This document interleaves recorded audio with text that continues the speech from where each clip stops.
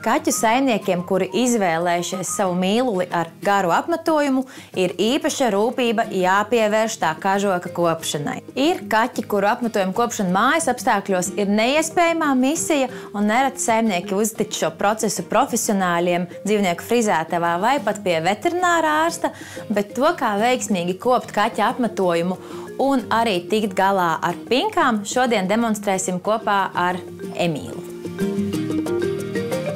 Šeit ir redzams, ka kaķa apmetojums ir kārtīgi savēlies, un šādas pinkas nevienmēr var izķemmēt. Tas ir jādara ļoti saudzīgi, jo jāatcerās, ka šīs pinkas ir ļoti tuvu pie dzīvnieka plānās un jūtīgās ādas. Tādēļ katras šādas pinkas šķetināšana ir jādara ļoti, ļoti prātīgi, un es neiesaku šādu pinku likvidēšanai mājas apstākļos izmantot šķēres, jo nudien ir ļoti viegli iegriezt dzīvnieka plānajā ādā. Ja dzīvnieka apmetojums jau ir kārtīgi savēlies un sapinkājies, es iesaku lēnām pa vienai šīs pinkas mēģināt dabūt ārā. Būtiska nianse kaķiem ar garu apmetojumu, un ne tikai, bet jebkuram kaķim, kurš sevi intensīvi kopj un mazgā, ir tā, ka gramošanas traktā mēdz veidoties šie matu kamoli.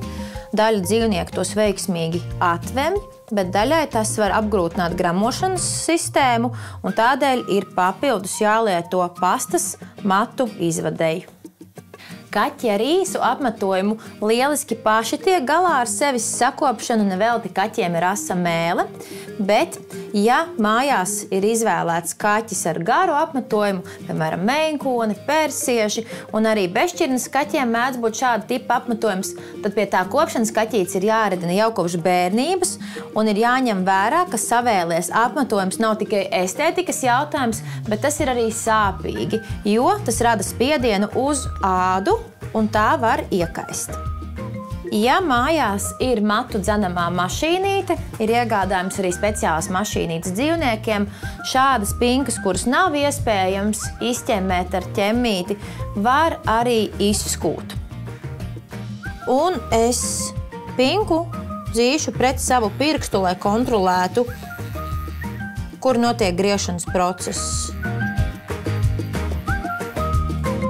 Savēlušos daļu es pieturu, lai to ķemmējot es neparautu arī ādu un dzīvniekam neradītu diskomfortu. Jo biežāk un rūpīgāk apmetojums tiks kopts, jo mazāk veidosies šie savēlumi un kaķim ķemmēšanas process būs maksimāli patīkams.